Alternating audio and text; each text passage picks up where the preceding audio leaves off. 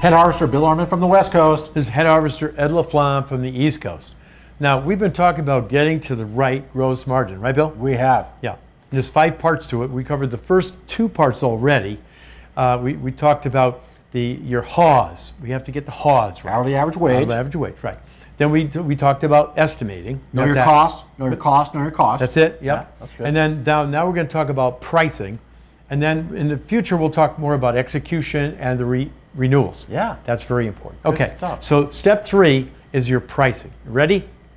The key here is that you follow step 1 and 2. You have to know that. So by doing that, you'll know your cost, and we're going to get to that in detail in a second. Yeah, so pricing basic. Get your cost down as close as you can. That will enable you to perform the work to the customer satisfaction. Right. So you have to perform, and you got to get that cost right down to what, because we're going to lock and load on that cost. Now the moving part is how much do you mark up that cost to arrive at your price. That becomes moving part. So what do you do now? So the cost doesn't change, and a lot of times contractors don't put travel time, load unload time, whatever, all these other things. That should be built into your cost. That doesn't change. It's a fixed cost. What can move, of course, is how much you're going to mark it up. To arrive at the price. Exactly. That's the key. And once you have that together, then you got it. So the first thing you need to do is, what's the gross margin that you want? You have to decide that in advance. Most companies have a range based on the department, okay, whether it's mowing or construction or snow or whatever.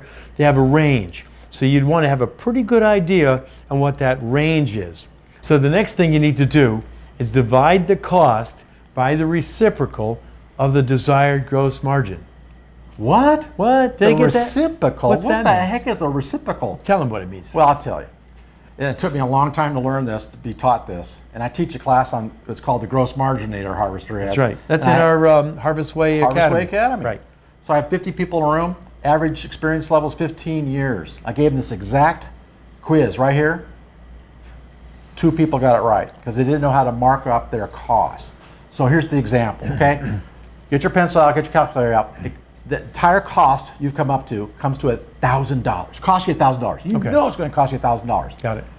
And you want to, at this particular job, as Ed said, you need to know different services have different margins. You know, your tree work's higher margin, irrigation, extra is higher margin, maybe maintenance, depending on the size of the job, might be high margin on low jobs, right. Low margin on big jobs. So not all jobs are created equal on margins, right? So you take this $1,000, you want to gross 45%. That's the example. Okay. That's conservative. And most people would multiply it by 1.45 and come out to 1450. Wrong.